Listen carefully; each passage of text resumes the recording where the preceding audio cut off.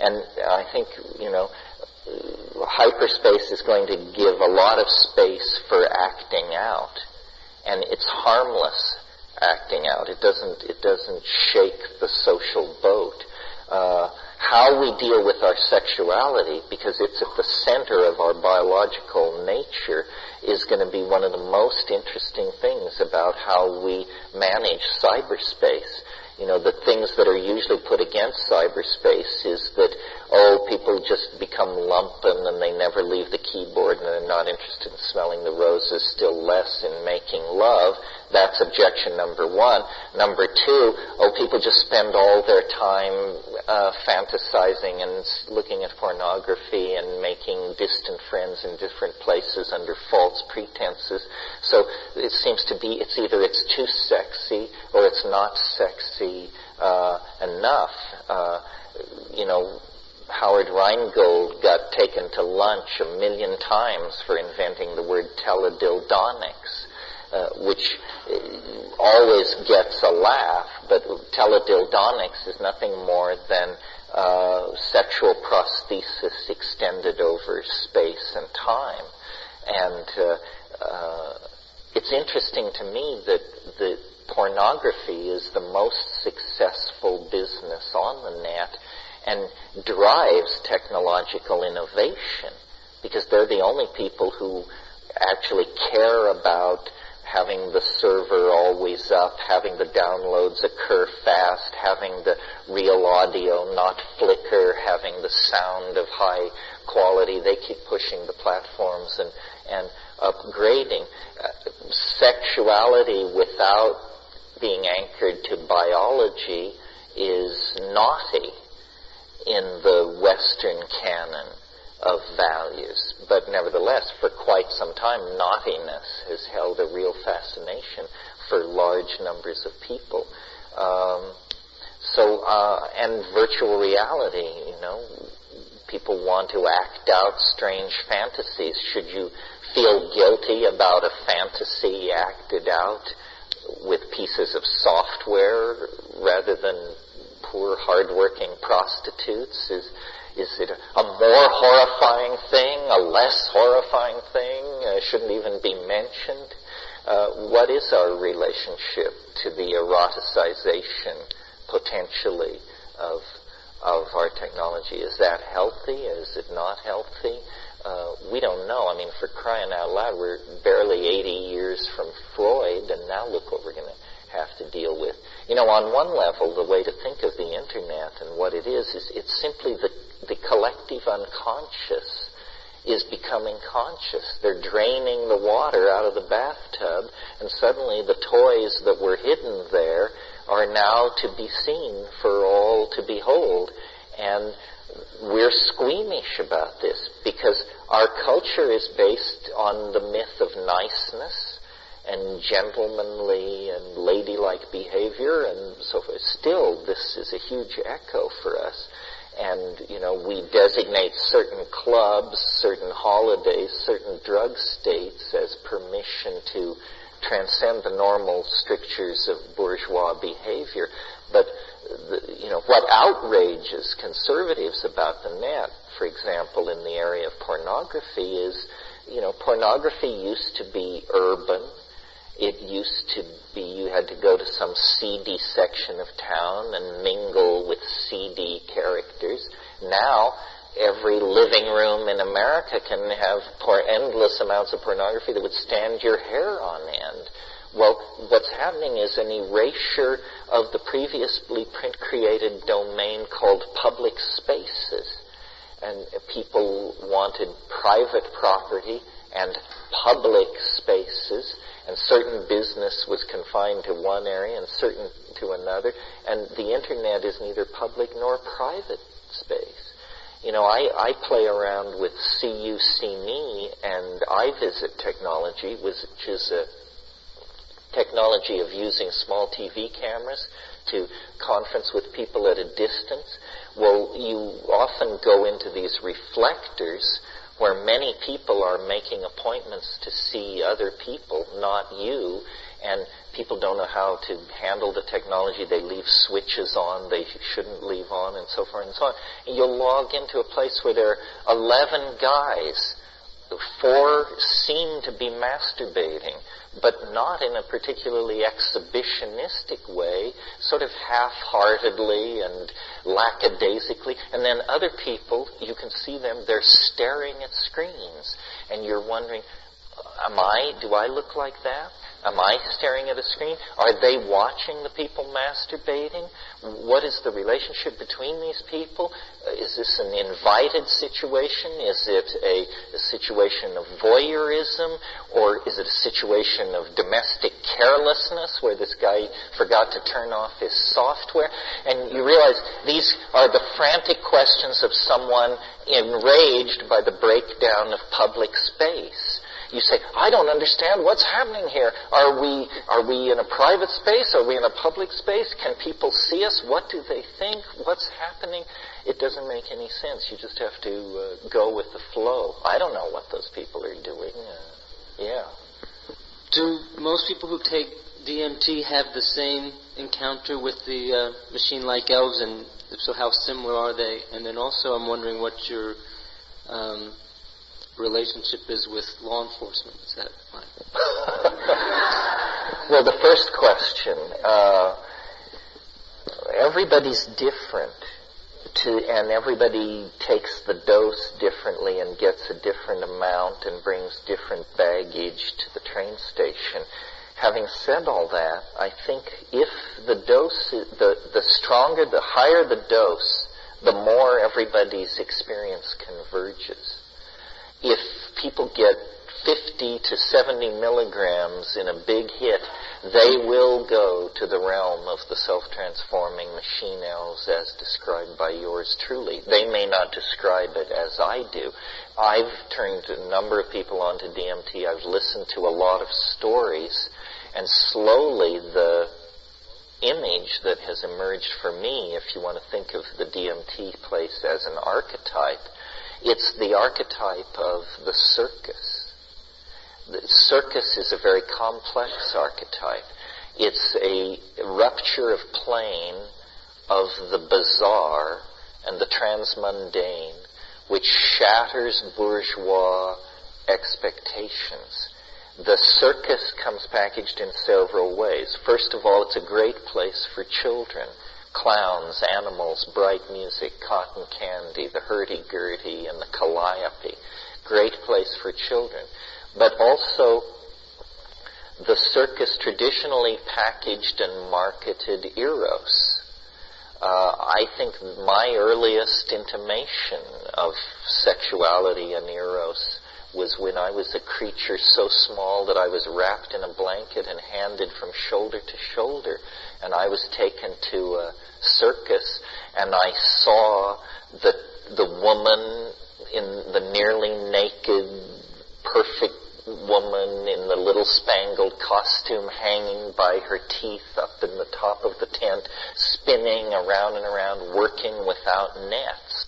But I imprinted this thing very strongly, and I got the feeling of the fear of death, the beauty of youth, the risk of performance, the glamour of it. So that's part of DMT.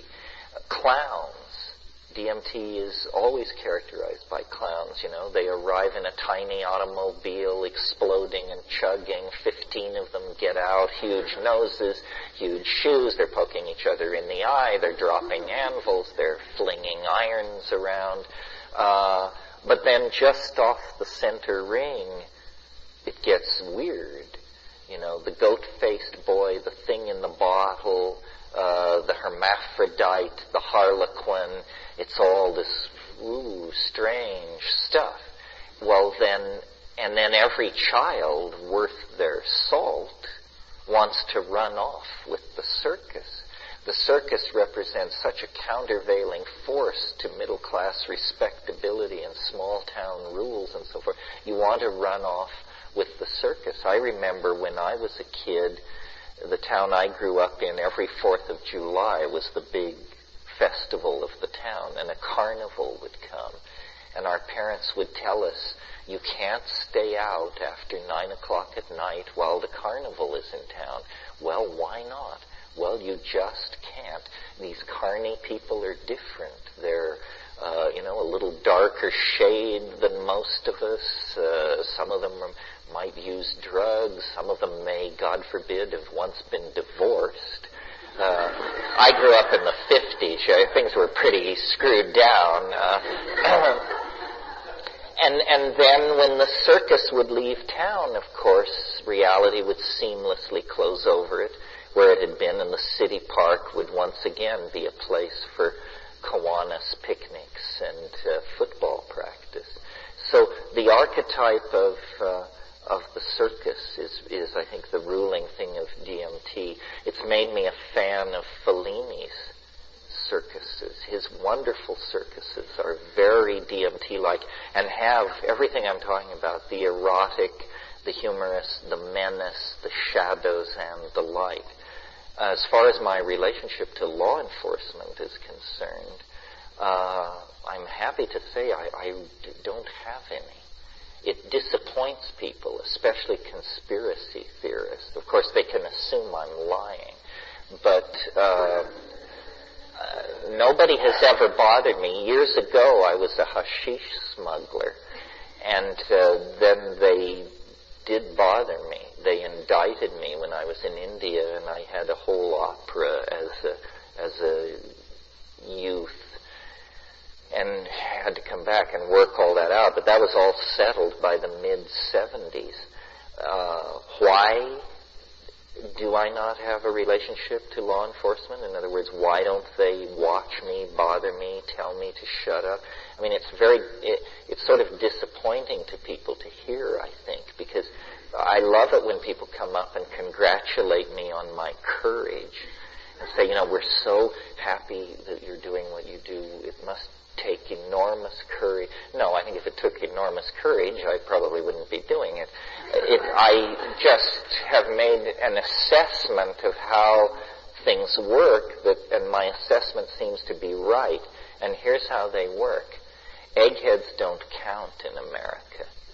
It doesn't matter shit what we say here. What drugs are about in America is money from the law enforcement point of view. You can bet your booties that if in the next year I cleared $1 million in untaxed money dealing drugs, I would have trouble. You would have trouble too, probably, unless you're already in the mafia or something and you've got it wired. They hate not getting their cut. And psychedelics generally have not been big money makers. They're not addicting. And so they've always been a side issue for criminal syndicalism. The criminal syndicates that have marketed drugs, psychedelic drugs, with the possible exception of cannabis, have just basically done it for humanitarian reasons. There's lots more money to be made in heroin and cocaine and MDMA and all these things than in true psychedelics. Usually, the only time you meet idealistic criminals is when you meet psychedelic chemists and the people who distribute their wares.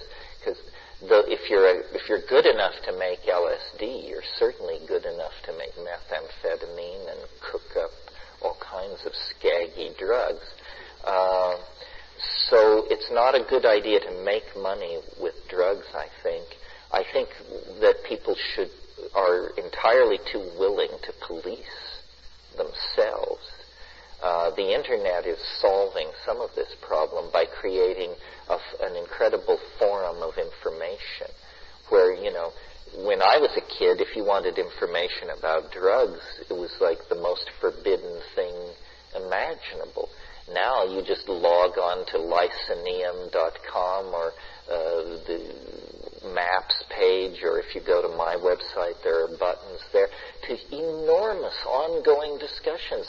30 posts a day to the salvia list, 30 posts a day to the ayahuasca list. You can't possibly churn through all this stuff, let alone the vast amounts of material that have been archived and articles transcribed and stuff like that. So the net, the web, which empowers all fringes, especially empowers fringes where information has previously been restricted. And I think, that's why I'm shoulder to shoulder with these pornography people.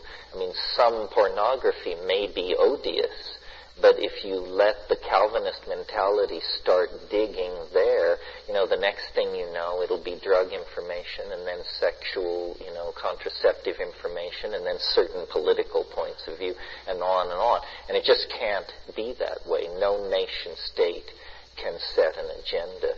And pornography is the least, the most discussed and least offensive of the world's problems. I mean, my God, we have serious problems. Let's put control of pornography. And I mean by adults, for adults. Child pornography is odious, of course, but pursuit of child pornography is a rare pathology, I choose to believe. Yeah. Actually, I don't know anything about all this. I'm sort of conservative. My approach is not to try every drug that comes down the pike, but to just use the drugs that work for me quite a bit. So I'm aware of things like what you mentioned, and DEPT, and there's another one, but I won't be in the first charge to try all those things, because I'm pretty happy with my circumstance. If I were depressed or bipolar or something, I would certainly medicate it. I think it's really crazy to think that pathological traits are somehow character building or to be treasured as a charming part of one's personal toolkit. I think we should just throw that stuff out of the rowboat and become a more bearable person. But my ignorance of these things doesn't mean they're not important fields. Obviously, the rest of our future is going to be chemically engineered, and drugs, pseudo-neurotransmitters, enzymes, immune stimulants. There's an endless potential market for all of this stuff, and not all of it will be hype. Some of it will actually be change our lives, like Viagra, for example, or Prozac. I mean, we kid about these drugs, but if in fact Prozac is the most prescribed drug in the world, maybe that's why things have seemed to me to be running rather smoothly recently. A whole bunch of people who would be moping in their beer or snapping or dragging their tail or not cooperating are in fact cheerful, bright-eyed, and bushy-tailed. And Viagra, it can't hurt that people are having more orgasms and more profound sexual encounters with each other. And at some point, these fixes, chemical and informational fixes of our lifestyle, have got to feed back into greater happiness, or what's the point of it? Yeah. I just wanted to make a comment before when you were talking about the question about the similarity in DMT experiences. And I remember the first workshop I saw you at, it's about 5 years ago, and I had done quite a bit of psilocybin and LSD, but never DMT.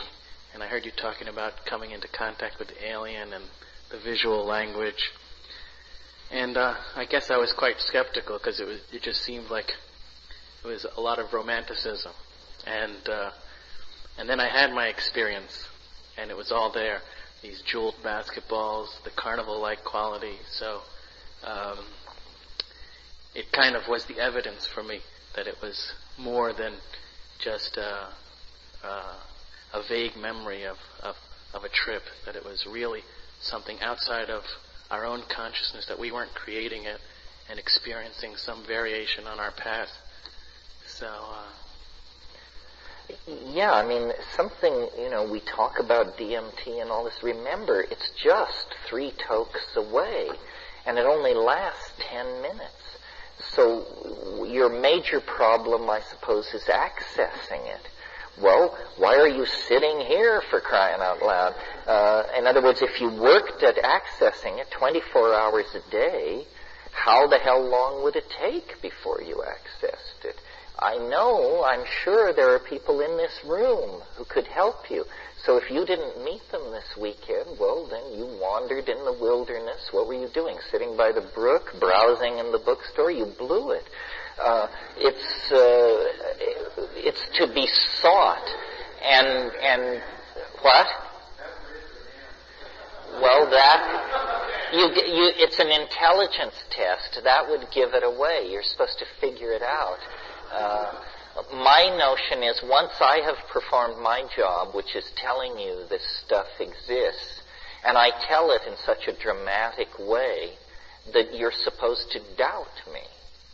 And so then the only way to prove that I'm full of it is to go out and find this stuff, smoke it, and then come find me and tug at my wrist and say, I smoked it, and nothing, or whatever. And one person in 20 will be able to do that, but the other 20 will come, with flowers, offerings, incense, and the sound of yellow brass, because this is there, and it's a real thing. I mean, if I were to tell you that you should go meet the flying saucers, or go find Atlantis, or go find Bodhi-Mind, for that matter, it's a pretty tall order. Where do you begin? But finding DMT, it's matter. It's an object in this world. If you wanted a print by Hieronymus Bosch, you'd know how to proceed. If you wanted to buy the Koh-i-Noor diamond, you'd know how to proceed. If you needed a Mercedes, you'd know how to proceed. If you wanted a first edition of the poetry of E.E. Cummings, you'd know how to proceed. Why do you have so much trouble figuring this out? Just proceed as you would in the pursuit of any other defined material object. Basically put the word out that money is no object. And I'm sure you'll be amazed at how the market responds. I'm wondering, I find my balance in meditation, and psychedelics have given me tools, I think. I'm wondering if you have any suggestions for preparing ourselves for this evolutionary acceleration. You mean practical tools? Basically, in the short term, I don't eat for 6 hours. I don't call that fasting. I just call it emptying my stomach. I don't fast because I get dizzy and have headaches, and why fast? It's going to work anyway. But I don't eat meat or stuff, greasy food and sugar and stuff like that leading into it. I fast for 6 hours, and then I do it in a quiet, secure, not likely to be interrupted space. And so those are the short term, and I smoke cannabis on psychedelics. I navigate with cannabis. I cannot imagine taking psychedelics without cannabis. In fact, wouldn't. That would just, if there was no cannabis, that would be the problem to be solved, and we couldn't think of getting loaded until we had that nailed down. In terms of longer-term preparation, how do you really prepare? By cultivating wonder, imagination, and curiosity. Curiosity is really the psychedelic impulse in the absence of psychedelics. If you like to look at things, paintings, ants, bugs, butterflies, flowers, and, pay attention. Look at things. And then the other thing is love knowledge and love the weird. Love the fringes of knowledge. I said at some point in this weekend that the alien intelligence is a collagist. it can work. The more you put into your head, the more far out your trips can be. There are people so lumpen that you give them DMT and they come down with the standard stereotype of the psychedelic drug taker. Pretty colors. Well, you have to be pretty dumb to come away with the impression that all there was pretty colors. So, read strange stuff. Go to strange places. There's an old alchemical saying, something like this. The highest mountains, the wildest deserts, the oldest books, there will you find the stone. And so it's all about, the common opinion should be rejected on principle. I mean, this sometimes makes you seem kind of quirky because everybody's running toward fish and you're talking about buxtehude. Everybody's interested in sushi and, you want fermented mare's milk. But usually you find out that by behaving in this way, you end up ahead of the curve. And life is beautiful without psychedelics. Psychedelics simply make you aware of that primarily, and then secondarily lead you deeper into it. The affirmation of psychedelics is not the affirmation of an ideological position or a moral point of view. It's the affirmation of the existence of beauty itself. The pursuit of psychedelics is the pursuit of beauty. The taking of psychedelics is a religion of Platonic beauty. To know that it exists and to live one's life in the shadow of that knowing is transformative and carries us and the rest of evolution forward. So that's the weekend, folks. That's the wrap. Thank you very, very much.